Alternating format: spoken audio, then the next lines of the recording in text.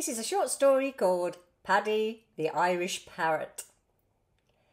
In a cosy cottage in the heart of Ireland, there lived a parrot named Paddy. Paddy was no ordinary parrot. He had a gift of the gab that could talk anyone in the village. From dawn till dusk, he'd chatter away, recounting tales of old and sharing the latest news. But what set Paddy apart even more was his peculiar taste for spicy white pudding. He'd squawk for it incessantly, demanding his favourite treat. His owner, Mrs. O'Malley, couldn't resist Paddy's persistent pleas and would often share her meal with him.